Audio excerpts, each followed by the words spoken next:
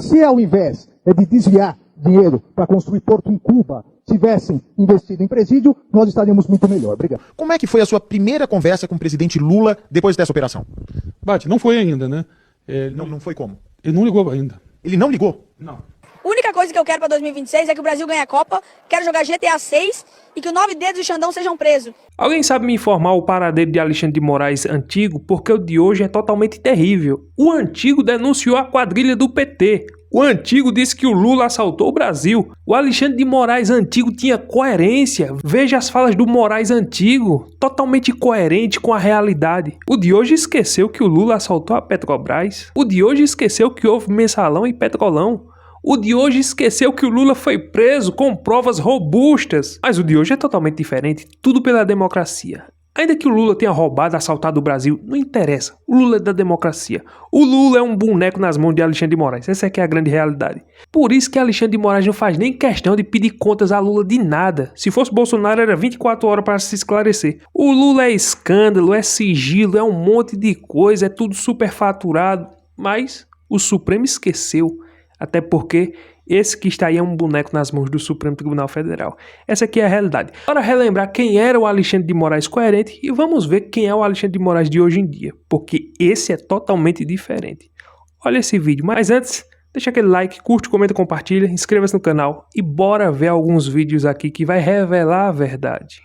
A última questão do nosso simpatizante aqui, de um governo corrupto, que foi colocado para fora do Brasil pela corrupção, pela falta de vergonha na cara de quem roubava bilhões e bilhões. Se, ao invés de roubar bilhões, tivesse investido na segurança, se ao invés de desviar dinheiro para construir porto em Cuba, tivessem investido em presídio, nós estaríamos muito melhor. Obrigado. Vocês viram aí, né? Esse era o Alexandre de Moraes antigo. Agora veja o de hoje em dia. Vou deixar isso nas falas de Constantino. Ele vai revelar claramente que o de hoje está disposto a censurar, perseguir a direita, desde que não haja um Senado forte no próximo ano. Esse é o medo dele. Eu quero deixar o Constantino comentando isso. Olha isso aqui. Quanto às eleições em 2026, lá como eu vejo vários, inclusive a direita, se mobilizando só para a estratégia eleitoral, né? Tá claro que vai ser uma eleição muito pouco limpa. Ou seja, vai ter perseguição, vai ter censura, vai ter o Alexandre de Moraes, mesmo sem estar presidindo o TSE, usando como alerta, como ele mesmo já falou, o caso lá do julgamento do Núcleo 4, né? Porque vai para cima da direita, é sempre um viés, não vai permitir que a gente sequer fale certas verdades, como aconteceu nas últimas eleições. Lula é descondenado, Lula tem elos históricos com ditadores. Dessa vez eu acho que ele vai impedir a gente de lembrar que o Lula disse que o traficante é vítima dos usuários. Não duvidem. Tem um monte de gente aí dizendo que o Lula é mentiroso, o Lula mente, isso não sei o quê. Nada disso. O Lula é sincero e é verdadeiro e eu vou deixar ele falando a verdade aqui. Veja que pureza, que clareza do presidente Lula. Ele mesmo falou com as suas próprias palavras. Confere isso aqui. Muita gente achava que eu jamais ia votar. Porque o político, quando rouba, ele submerge. Quando ele faz qualquer bobagem, que sai uma denúncia, ele já se esconde e fica escondido. Eu, ao invés de me esconder, fui pra cima dos acusadores. O Lula e a Janja estavam se gabando com essa COP. Não, veja bem que nós vamos investir dinheiro para proteger a Amazônia, proteger o clima e tal, aquela conversa toda. E na hora dos países de fora investir aqui, a Alemanha disse logo, epa, vou botar dinheiro aí não. Tô com medo, sei lá se vai ter retorno nesse negócio. Até porque eles estudam a economia do país, eles olham como é os gastos do governo, se esse governo tem competência, responsabilidade fiscal, se as estatais estão no prejuízo ou no lucro. Eles fazem tudo isso aí, eles não vão investir dinheiro à toa não. E para surpresa de ninguém, a Alemanha disse, não vou colocar dinheiro aí não, viu? E o Lula gastou mais de 700 milhões nessa COP, do nosso dinheiro. É inacreditável. Olha só o que a UOL vai falar. É o UOL, é um puxadinho da esquerda que vai denunciar as falhas do próprio governo. Olha isso aqui. Mostrar qual é a manchete neste momento tem a ver também com a COP. A Alemanha considerou ser arriscado investir em fundos de florestas de Lula.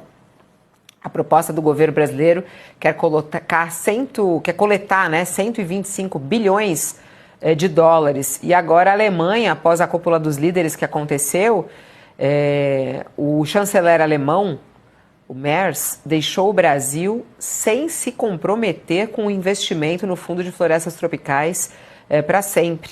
E de acordo com diplomatas alemães, ouvidos pela colunista que assina a reportagem aqui, a Ana Carolina Amaral, a proposta brasileira envolve muitos riscos financeiros. E aí eles preferiram não se comprometer. Eita, uma derrota então, hein, Josias, aí para a COP30? A gente tinha comentado já na semana passada, né, Fabíola, que a adesão a esse fundo das florestas tinha muito gogó e pouco bolso, né? Agora preste atenção nesse vídeo que você vai ver agora. Olha a lucidez desse senhor, olha a sabedoria, o discernimento. Porque tem gente que pensa, ah não, já tá um velhinho, não entende mais de nada. O quê? Olha só a sabedoria desse homem. Olha só se sair um besta que cai nas narrativas da esquerda, do governo ou do consórcio comunista que fica propagando besteira nas redes sociais. Olha isso aqui. Qual que é a tua opinião com relação ao governo federal atual? Meu Deus do céu, né? Nem precisa dizer. Todas as estatais, não há uma que não tenha um rombo gigantesco. Todas! 100% das estatais com um déficit, que não é nem déficit, é rombo. Correios. Correios tem 20 bilhões para salvar os Correios. Os Correios. Sabe quantas empresas deram lucro no governo do Bolsonaro? Todas! Inclusive os Correios. Nos 4 anos de gestão, foram 3 anos de lucros. É uma tragédia.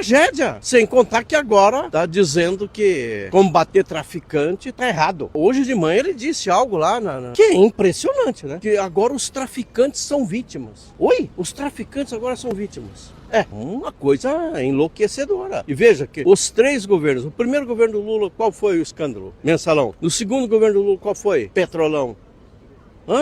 Aí o governo Dilma, ela saiu empichada pelo quê? Por dar pedaladas fiscais. E agora? Agora o governo é uma tragédia. A esquerda aqui no Brasil estava comemorando o clima que Lula e Trump estavam tendo. Vejam bem as relações agora de Lula e Trump. O Trump esqueceu tudo, chamou Lula de meu amor, gosta muito dele, tem um carisma muito grande. E agora o Trump não quer nem ver a cara do Lula. Eu vou deixar o Pilhado comentando isso aqui. Veja só, é inacreditável. O Pilhado, Thiago Asmar, ele é inacreditável. Eu gosto dos comentários dele. Preste atenção porque eu tenho certeza que aqui você vai ficar bem informada. Eu não tô acreditando nisso. O Trump tá ignorando o Lulinha. Mas a esquerda comemorou tanto que o Trump tinha sido ali conquistado pelo Lula. Lulinha tá pedindo, cadê nosso encontro, Trump? Que a gente combinou. Parece, sabe, aquele cara que fica insistindo para encontrar uma menina, a menina dá o gostinho, mas caga na cabeça dele. Dá uma olhadinha. Tadinho. O presidente brasileiro avalia telefonar pessoalmente a Donald Trump caso os Estados Unidos não acenem com uma nova data para o encontro entre o brasileiro e o americano ainda neste ano. Eu apurei que Lula sinalizou sim a disposição em telefonar a Trump para marcarem um encontro. Provavelmente nos Estados Unidos, essa é a ideia, em dezembro. Ou seja, que Lula ligue para Trump e diga o que está acontecendo. A gente não tinha acenado que teria um encontro? Eu estou à disposição em dezembro para ir até Washington. Lula pretendia ter essa conversa pessoalmente com Trump na reunião do G20 na África do Sul, que está marcada para o final desse mês. Só que Donald Trump anunciou que não vai comparecer a este encontro. Aí então, Lula não teria esse contato com o presidente americano. Ano que vem, o Lula vai te pedir mais 4 anos para tirar o Brasil da fome. É isso aí. O PT já está 20 anos no poder, mas eles têm a cara de pau do ano que vem pedir mais 4 anos para tirar o Brasil da fome. Está de brincadeira, gente. Passaram 20 anos, o Brasil só piorou, ficou mais violento, a crise econômica não tem precedente. Todo o Brasil sofrendo com aumento dos alimentos, aumento de imposto. E o cara vem agora pedir mais 4 anos. Mais uma chance. Sabe o que me deixa abismado? Que ainda tem gente burro que ainda vai dar outra chance. Tenha misericórdia. Aqui pelo menos no Ceará vai ser do mesmo jeito. Que aqui o governador é do PT, senador do PT, prefeito da capital de Fortaleza do PT, tudo é do PT. E tá aí, a situação que nós estamos. A operação da polícia no Rio de Janeiro foi algo que repercutiu de forma mundial. Todo mundo ficou sabendo da operação policial no Rio de Janeiro e veja só, o Lula não tá nem aí. Não foi visitar, não ligou para o governador, não disponibilizou as Forças Armadas, não quis fazer a GLO. É inacreditável. Vou deixar as falas do governador nessa entrevista onde ele vai denunciar que esse desgoverno não quis participar e nem quer. Essa aqui é a realidade. Olha as falas do governador Cláudio Castro do Rio de Janeiro. 2 semanas já dessa grande operação que provocou esse impacto todo no Brasil. Como é que foi a sua primeira conversa com o presidente Lula depois dessa operação? Bate, não foi ainda, né? Não foi como? Ele não ligou ainda. Ele não ligou? Não ligou. Não por telefone, nem e-mail, nem telegrama, nada? Não, o presidente Lula não. Quem falou comigo foi o ministro da Justiça, foi o ministro da Casa Civil e a ministra Gleisi, foram os 3 que falaram. Alguns tentaram falar bobagem, mas a gente não responde. Mas aqui você atribui o fato do presidente, né, que é uma autoridade que tem que estar ligada, né, no que acontece no Rio de Janeiro, né, no terror que o Comando Vermelho provoca no Rio de Janeiro e em outros estados do Brasil, não ter falado com o senhor? Talvez essa cópia aí tenha sido prioridade, talvez ele queira ter deixado para os assessores dele falarem, mas ele mesmo não ligou em momento algum. E o senhor ligou para ele? Não. A gente falou desde sempre, quem quisesse vir aqui ajudar era super bem-vindo. Quem não quisesse era melhor que não viesse. Mas eu imaginava que já estava, inclusive, sendo engatilhada uma visita do presidente ao Rio de Janeiro depois disso. Olha, só se for diretamente...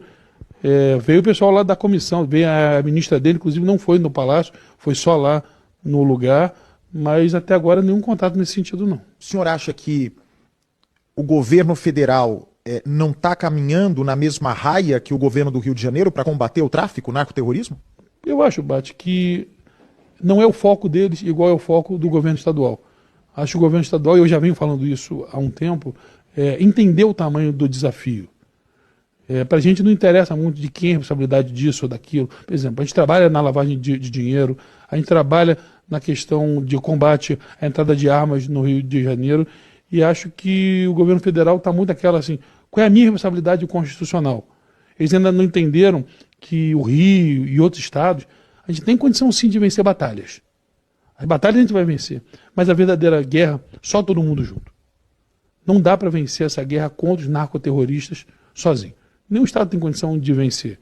E talvez o que a gente precise, e eu acredito muito que essa decisão do Supremo acerca da DPF 635 possa ser um farol, que lá ele cobra integração, lá eles cobram financiamento, e com certeza a partir dali a gente tem uma luz aí no fim do túnel para poder, sim, que o governo federal nos ajude financiando de verdade esse combate à criminalidade. E para aqueles que dizem que Lula é o pai dos pobres, veja como Lula enriqueceu. Olha o que esse senhorzinho aí vai falar, a maneira como Lula enriqueceu.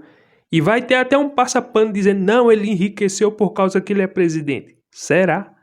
Olha isso aqui. Uma das coisas que me impressionou muito foi o enriquecimento ilícito do Lula, né? Que ninguém fala nisso, mas eu conheci o Lula quando ele morava numa casa de 40 metros quadrados. Né? Hoje, o Lula é uma das grandes fortunas do país, ele e os seus filhos. Quem é que está atrás disso? Quem que está querendo que isso venha à tona? O que o Lula fez para ser o miliardário que ele é hoje? Ele foi presidente da República. É? Ele foi presidente de 2 mandatos. Pois é. Isso, o mandato não dá para isso. Salário? Né? Agora, ele ser caixeiro viajante de uma empresa, o que quer dizer isso? Quer dizer que ele sempre esteve junto com esse pessoal que é da grande corrupção, que não aparece. Porque eu acho que eu não tenho maneira outra de falar, a não ser de que o Lula se corrompeu e corrompe a sociedade brasileira hoje. através da sua atuação como presidente da República. Esse rapazinho é iluminado. Olha as palavras desse jovem garoto. Parece ser inocente, parece ser simples, parece que ele quer apenas jogar bola e jogar videogame, mas parece que ele está mais atual do que a Globo News. Olha só o comentário dele com relação a Lula e Alexandre de Moraes. Ano acabando, férias chegando. E o que você deseja para seu 2026? A única coisa que eu quero para 2026 é que o Brasil ganhe a Copa, quero jogar GTA 6 e que o 9 Dedos e o Xandão sejam presos e que as merendas escolares melhorem. Viva a meritocracia! Acabamos perdendo o sinal da Paola e tivemos que voltar à programação normal. Voltamos após o comercial. Vocês viram aí a clareza do menino? Mas o mais interessante é que eles cortaram a fala dele. E a desculpa da apresentadora é: não, tivemos um corte, caiu a rede, não sei o que. Ela teve que dar uma desculpa ao vivo para a sua audiência, se é que tem audiência. E é porque não tem censura. E é porque a democracia aqui no nosso Brasil está prevalecendo, avançando, né? É inacreditável. O menino falou tudo. Tem mais lucidez do que a maioria dos jornalistas aqui do Brasil. Essa é a realidade. Mas eu quis trazer esses vídeos aqui apenas para nós entender um pouco, para nós ficar um pouco informado. É um vídeo de cada coisa, não é um assunto só, é uma pitadinha de cada coisa. Por que eu trago isso? Para nós ter um momento de descontração e também de informação. Ao mesmo tempo que eu trago as falas do Lula se contradizendo, Alexandre de Moraes, que um dia denunciou a corrupção, eu trago também as da atualidade, que mostra que eles se corromperam. Essa é a triste realidade. É exatamente isso que nós estamos vendo aqui no Brasil. É triste, é lamentável, mas é exatamente o que está acontecendo. Isso aí, essa COP que o Lula gastou mais de 700 milhões. Ah, de onde foi que ele tirou dos cofres públicos? Mas esse cofre público saiu dos nossos impostos. Tem gente que ainda sai em defesa disso, não é? Qual é o resultado que essa COP vai trazer nas famílias brasileiras? Gastou 700 milhões, trouxe diversos presidentes estrangeiros, e aí? Vai resultar no que para nós? Não, veja bem, porque o clima... Não, o clima não, meu filho. Não vem colocar clima no meio não, porque o desmatamento está acontecendo no Amazonas. Enquanto a COP estava acontecendo, estava lá o desmatamento, madeira sendo roubada, as facções tomando conta do Brasil.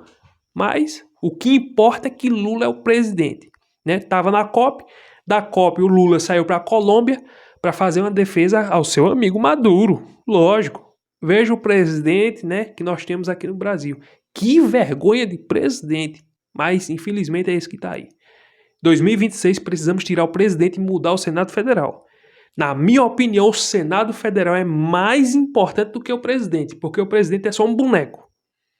No cenário que aí está, com esse STF do jeito que está, o presidente é só um boneco, né? O Lula faz o que faz porque tem uma autorização, tem um aval do Supremo. Quando era Bolsonaro não podia fazer quase nada, porque o Supremo estava 24 horas no pé dele. 24 horas para você esclarecer isso que você falou, 24 horas para isso e aquilo. Era assim direto. Com o Lula não, o Supremo não fala nada dele. O Lula fala aberração, fala coisa, fala que sobre os traficantes, o não sei o que, ditadura, as alianças do Lula. O Supremo não toca no assunto. Se fosse Bolsonaro, o Brasil estava virando de cabeça para baixo. A Amazônia estava em chama agora, né? A gente sabe como funcionam as coisas. O Lula é um presidente nominal, mas quem está mandando e direcionando o Brasil, infelizmente, é um ministro que está mandando no Senado, o Senado está de joelho, a Câmara de joelho, porque o Hugo Mota está de joelho, Davi Alcolumbre de joelho, o presidente é um boneco. E se não mudar o Senado Federal, porque o Senado é que faz a diferença para colocar um impeachment em Moraes, para colocar freio, para que volte a uma normalidade.